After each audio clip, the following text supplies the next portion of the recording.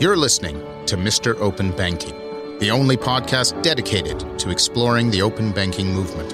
Whether you're a financial expert, banking executive, or everyday consumer, open banking affects everyone and will change the way we interact with our money.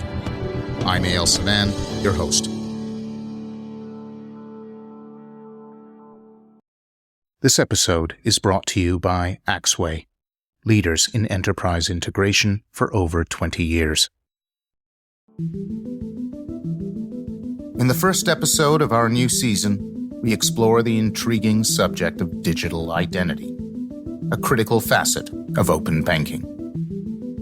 Digital identity is data about you, who you are, what you've agreed to, who you trust. It provides a way to verify that you are who you say you are, and a way for you to agree to things. Some people even argue that your digital identity includes everything you say and do online. As you'll hear from our guest, this isn't that far from the truth. To truly understand digital identity, you must drop the digital and think of the naked concept of identity itself. Who are you, really? Can you point to a list of attributes that make you, you? Are the traits on this list really yours? If you look closely enough at identity, is there even anything there? Getting identity right is critical to open banking. After all, the ability to verify people's identity is what makes the whole ecosystem secure. Being able to pull together accounts and transactions is indeed powerful, and moving money instantly across those accounts adds rocket fuel. But without a way to check who people are and what they've agreed to, you have nothing at all.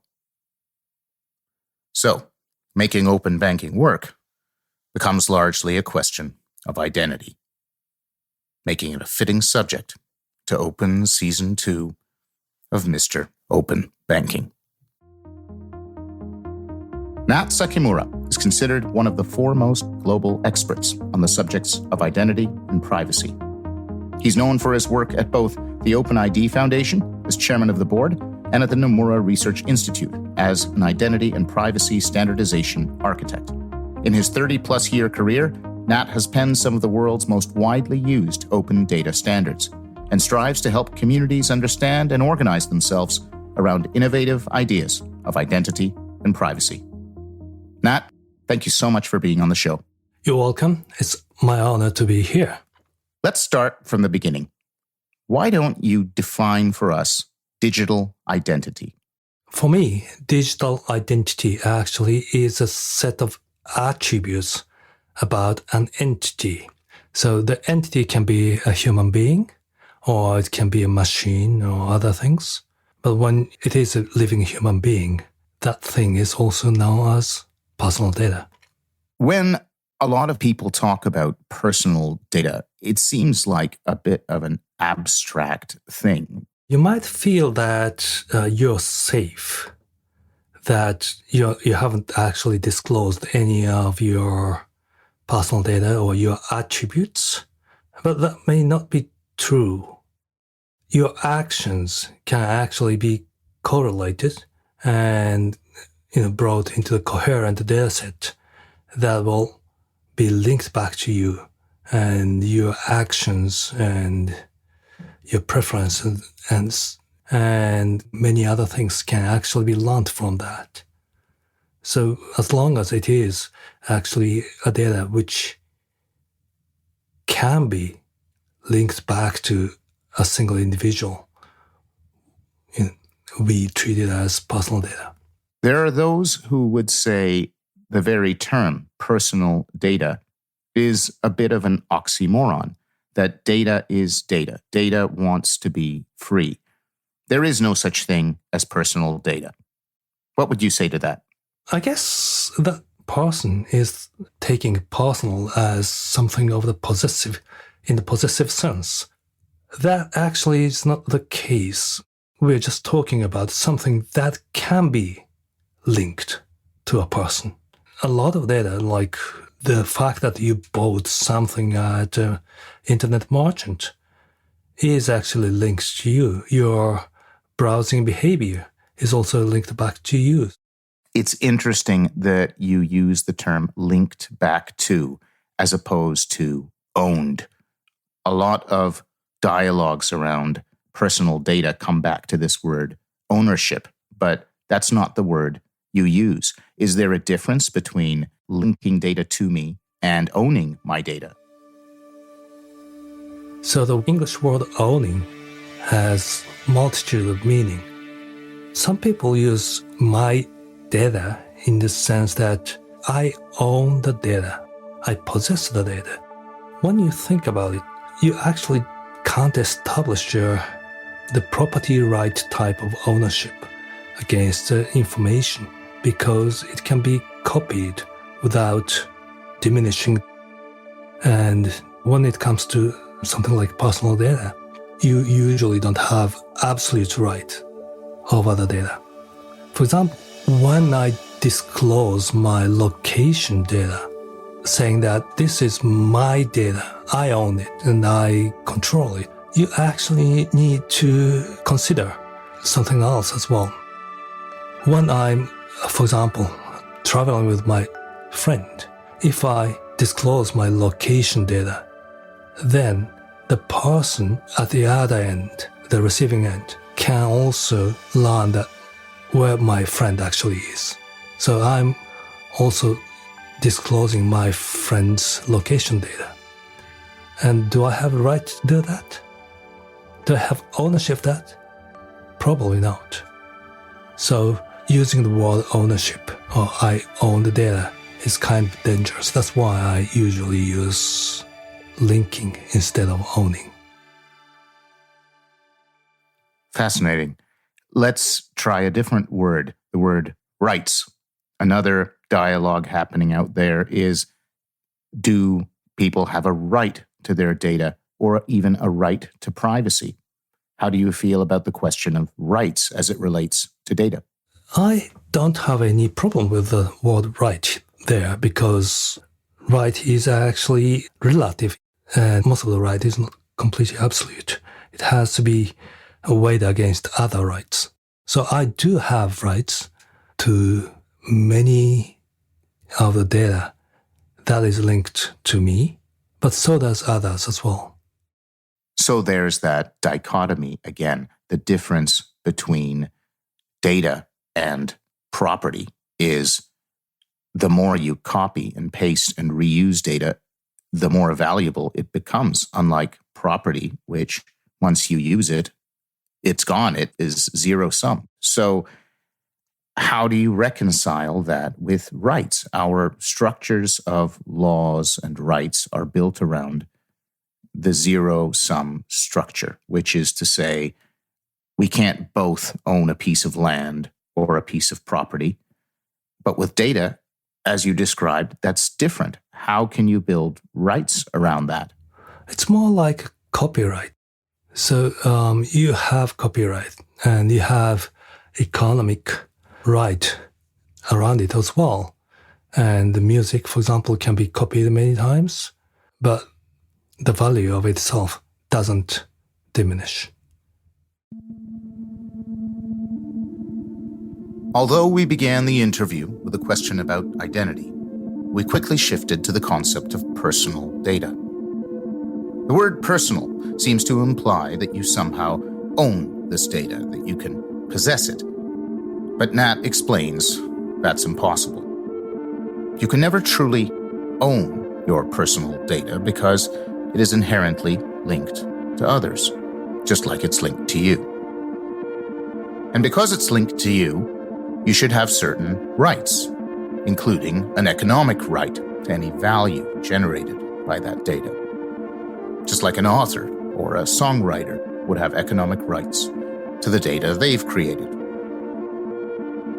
However, at the heart of all that data we create remains this core of identity. It seems like there's something there that's ours and yet not. How can you have data that is both protected and shared? Nat has spent decades trying to solve this difficult problem of how best to maintain an identity in a digital world.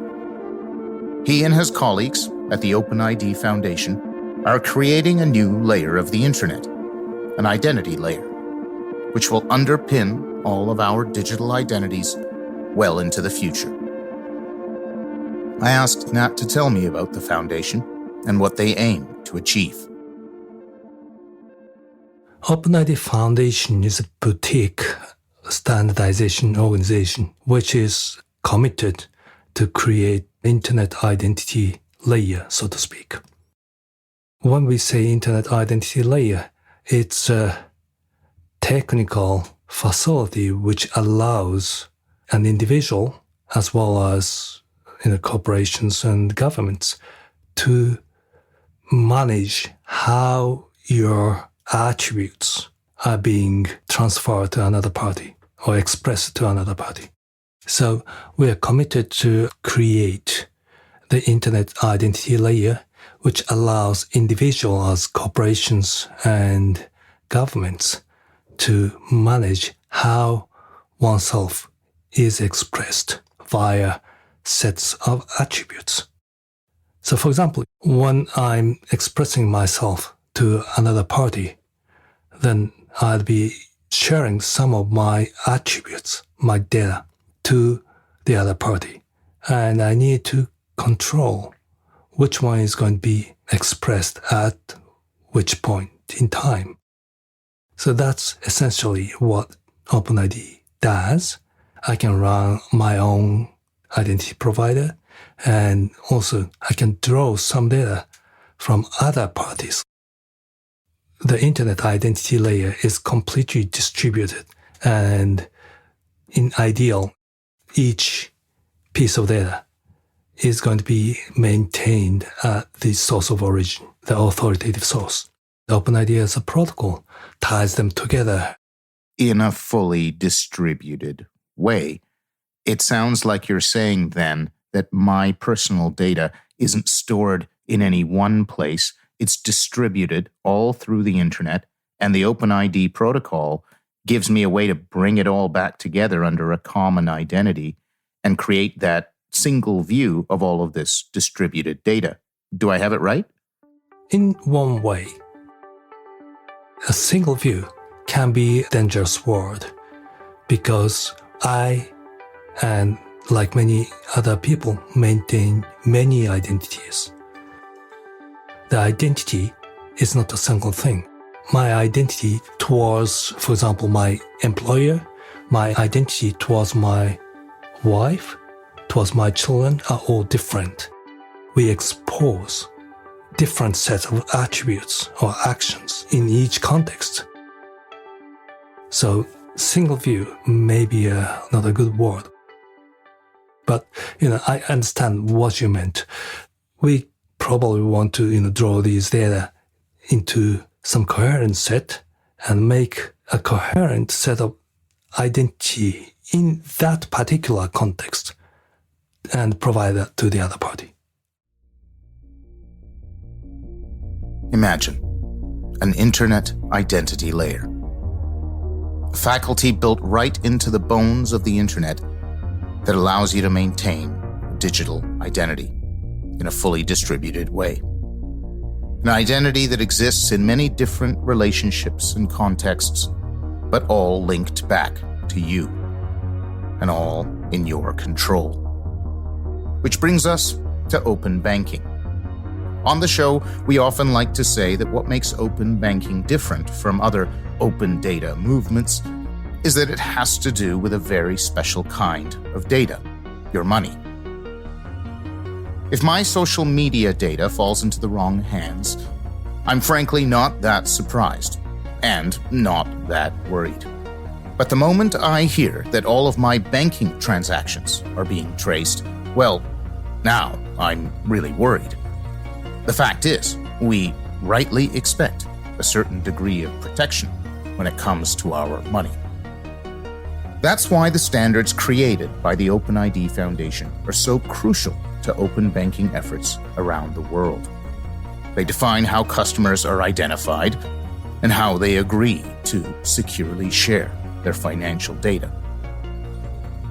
Here, Nat tells me more about how the OpenID Foundation is helping to enable open banking, including a tour of the various standards they've built.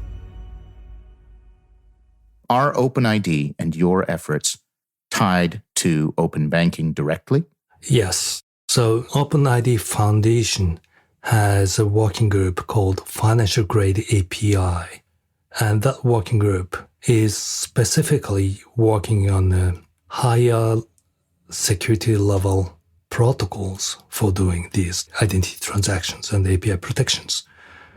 And it is actually being used as the base security protocol for open banking in UK and Australia, and other jurisdictions are also looking at it and considering whether it can be incorporated into their jurisdiction. The Financial Grade API, or FAPI, very much being adopted as a de facto security standard in the open banking world, but part of a larger stack. We do have some more technical listeners.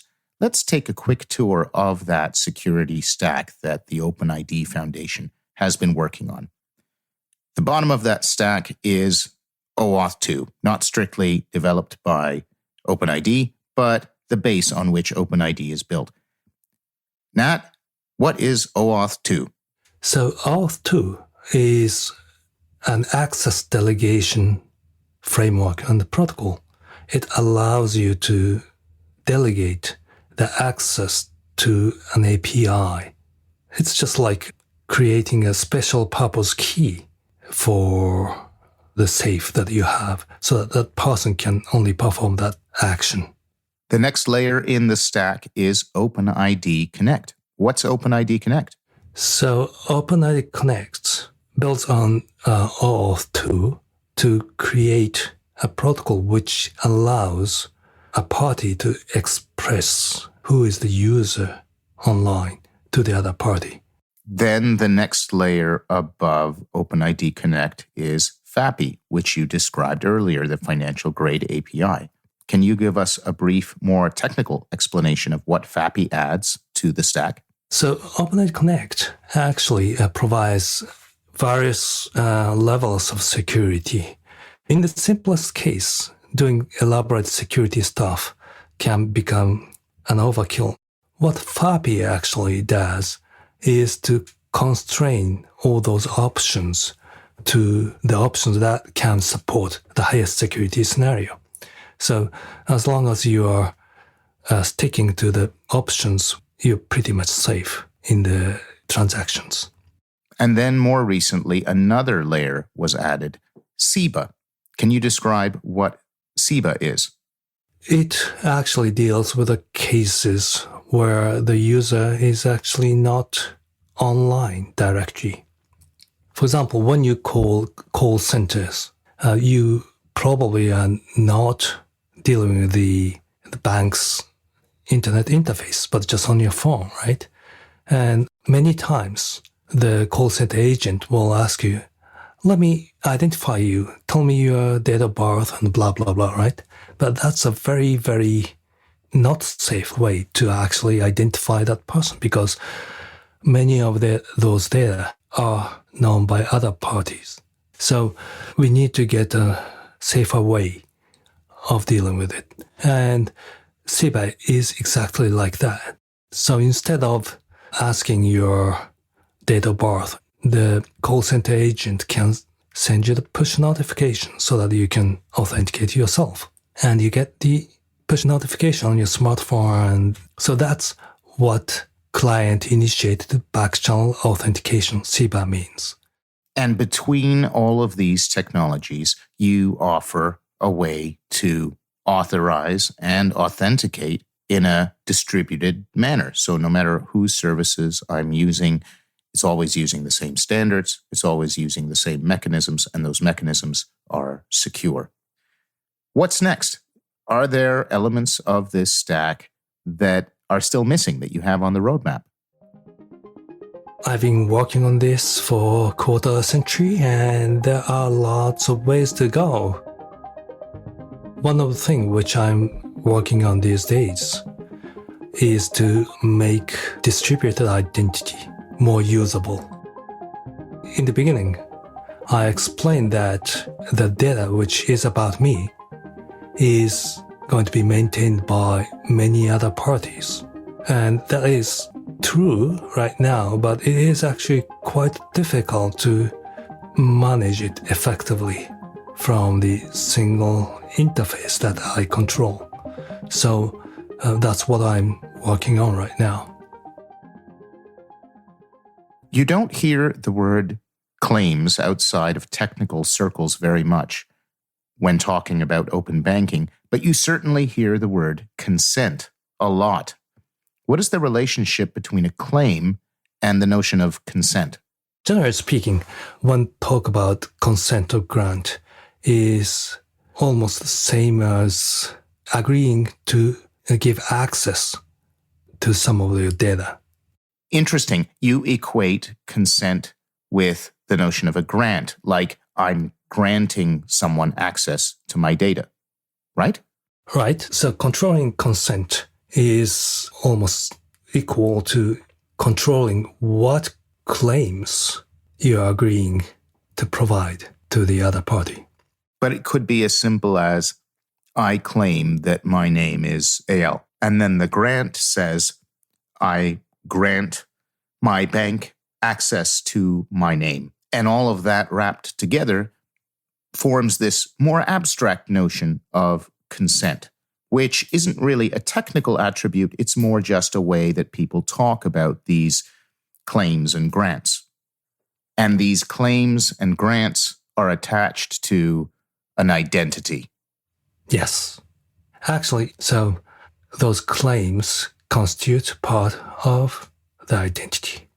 Is there some other part that isn't made up of claims?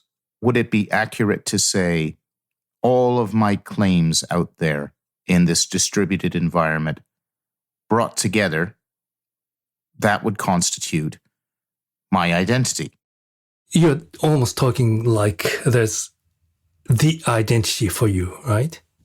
In this world. But I'm actually not so sure about that. If there is no such thing, then the proposition actually degenerates. Fascinating. It seems to come back to our earlier discussion around relationships and context. Almost like there is no such thing as my single identity. It all depends on how you look at it and when it's being used and how it's being used. And it's only in those moments that this fragmented identity exists. Is that closer? Yes, that's very accurate, I think. As you've heard, the efforts of the OpenID Foundation have become critical to the success of open banking around the world. The standards under its care have become the foundation upon which real-world open banking solutions are built. The stack we explored, made up of OAuth 2, OpenID Connect, FAPI, and SIBA, has become the gold standard for open banking readiness, putting Nat and his team right at the center of the action. With these standards, banks can build powerful consent mechanisms using well-defined technical constructs like claims and grants to securely manage who has agreed to share what with whom. However, it's not that simple. Nat is careful to remind us that context is everything, and the notion of identity is ultimately relative. So how is identity to be managed in such a fragmented and distributed way? To be honest, the world is still figuring that out, as banks, governments, and giant tech companies all vie to be your favorite and perhaps only identity provider. That's where Nat and I pick things up.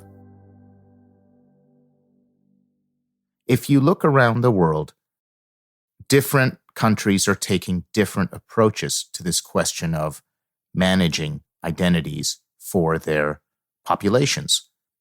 Some regions take a more technologically driven approach, and corporations are really leading the way as identity providers.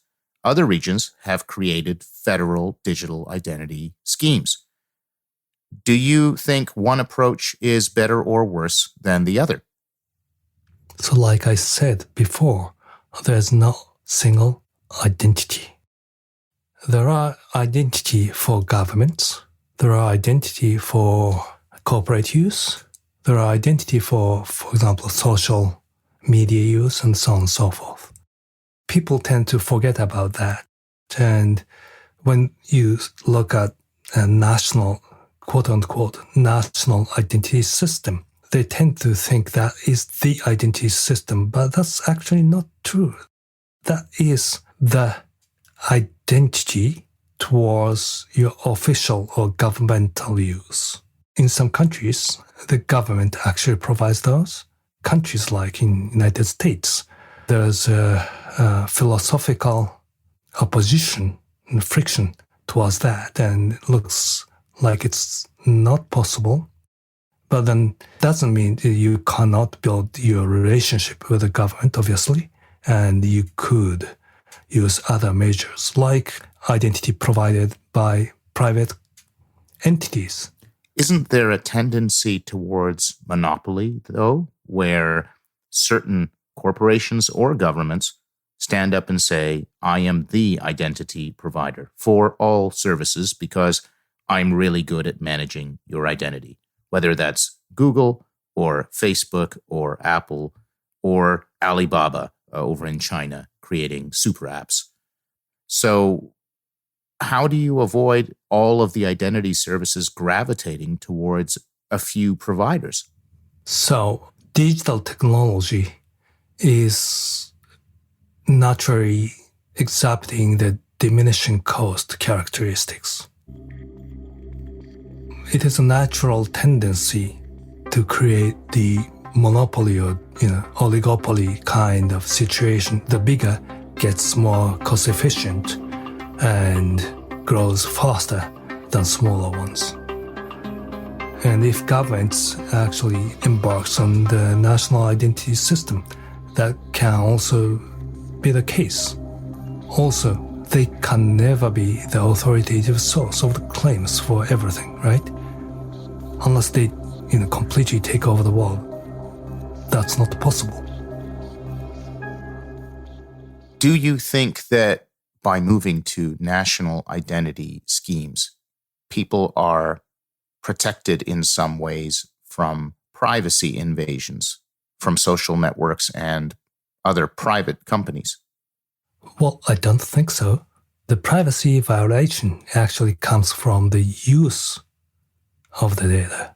And just replacing the privately run identity system with a government-run identity system doesn't change the situation. In some cases, many people actually fears that having too much data accumulated at the government is even more dangerous than having that in a private company. That is certainly the case. In many places, people trust their governments even less than they trust social media networks.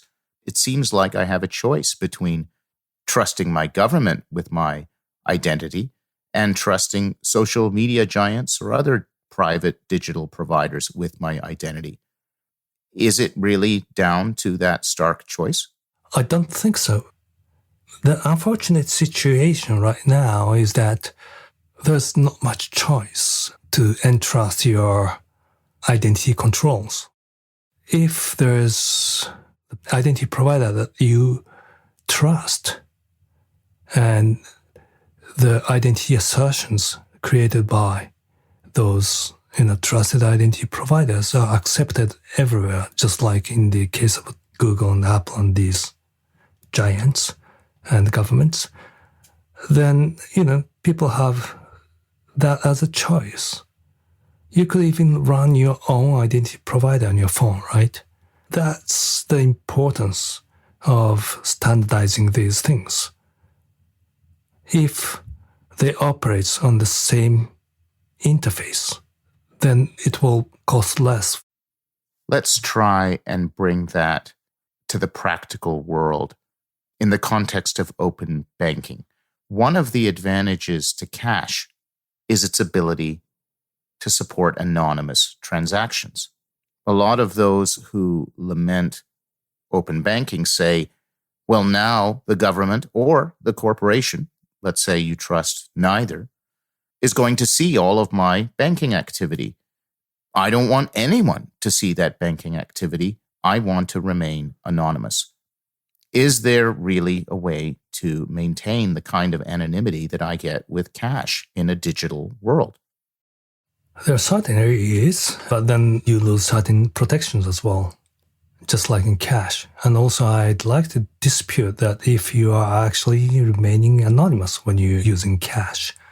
So if you actually use a wallet kind of system, which can provide anonymous digital money, then you can do something quite similar to what you do with cash.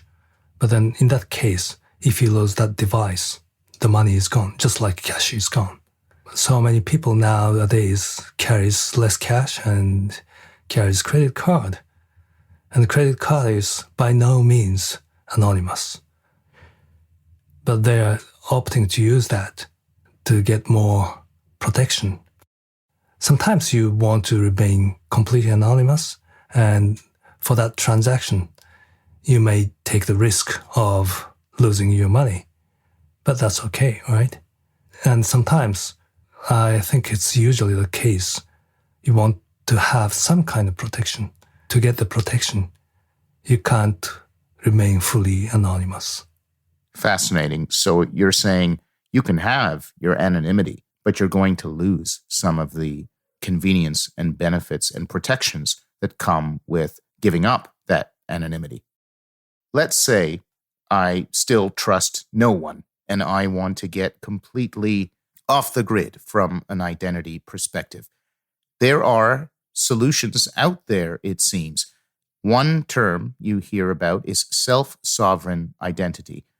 Can you describe what self-sovereign identity is? Self-sovereign identity is a concept which allows you to maintain your internet identity that is created by yourself and will not be thus revoked by any party. For example, if you're using identity given by big identity providers, they can always ban you and you lose the account, and with it, you lose all the relationships that you have built. It's the same with the government. Sometimes government tries to delete your records, like when you became a refugee or something like that, and then you lose all those relationships. The self-sovereign identity is different from that because you created a key pair, you create the identity that you interact with other parties yourself. So it's not going to be revoked. Philosophically, and maybe I'm being paranoid here, it seems like everyone should move towards some form of self-sovereign identity. It seems like a great way to protect myself against those I do not trust, whether that's a social media company or a government. Yeah, but then at the same time, you have to also recognize that most of the data about you are actually not the authoritative source. There are other parties who are authoritative source of the respective data.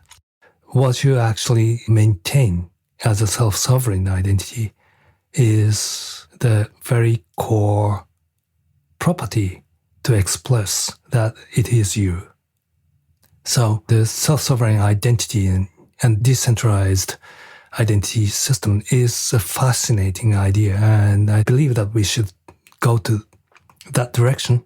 But at the same time, I want to, manage the expectations.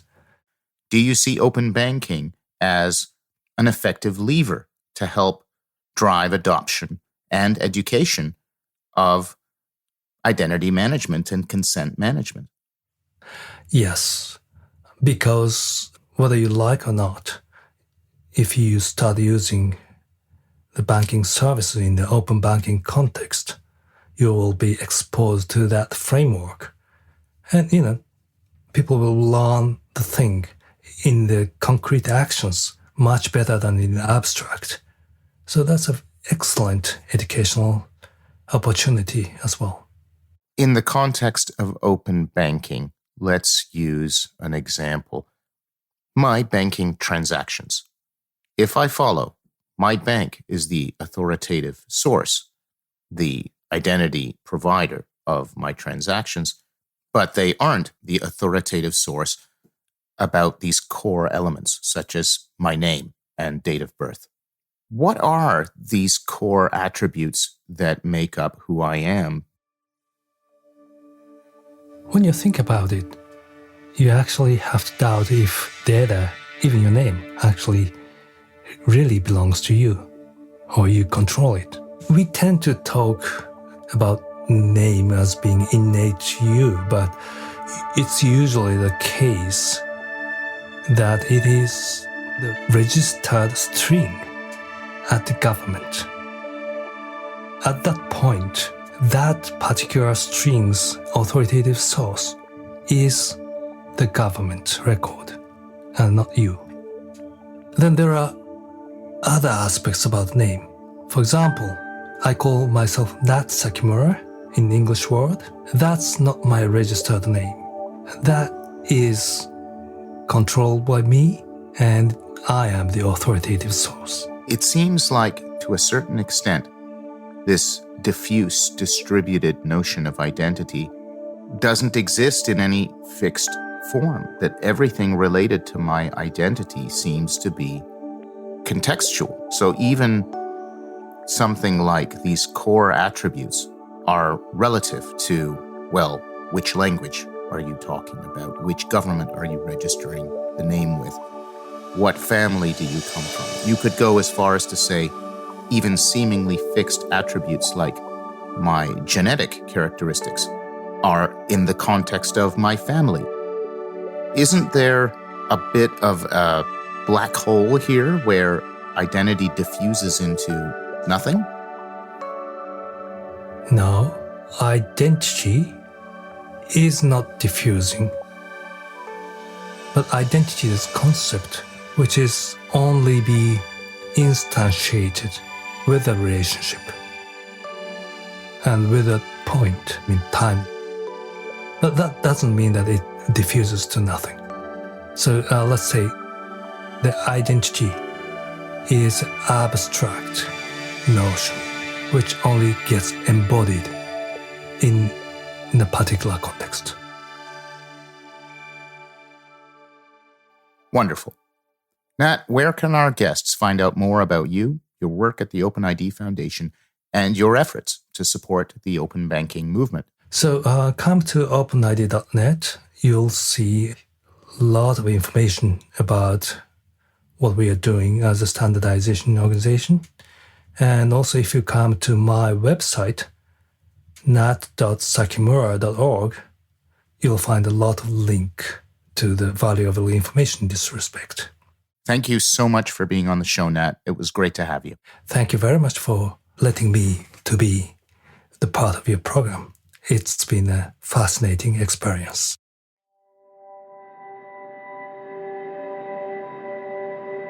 Who are you? What makes you, you? Questions once reserved for the philosophical realm have now been writ real and need to be answered in the absolute language of computer code. Capturing our digital identity, the official expression of who we are online, demands that we claim certain data as our own while still being able to share it with others. Meeting this seemingly impossible challenge is the work of the OpenID Foundation. The standards they create, including OpenID Connect, FAPI, and SIBA, help answer these philosophical questions in a way that code can understand.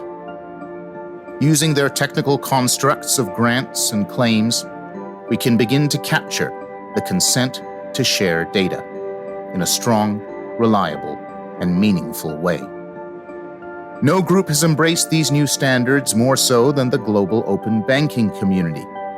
Open banking is wholly dependent on digital identity. Without some mechanism to track and verify people's identity, the whole notion of a common open banking ecosystem falls apart. But is identity even real? Is it a specific thing that you can point to? According to Nat, identity only becomes visible under the lens of a particular context. Your identity towards your family, towards your bank, towards your government are all different, yet all are valid and all are real. Your identity belongs to you, but can only be seen through the eyes of others.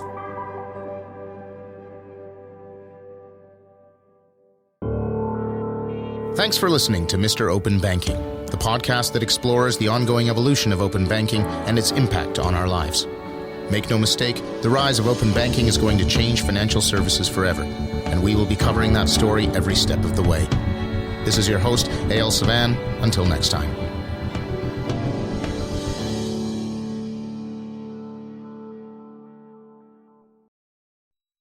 This episode was made possible by Axway, leaders in enterprise integration for over 20 years and creators of the Amplify platform.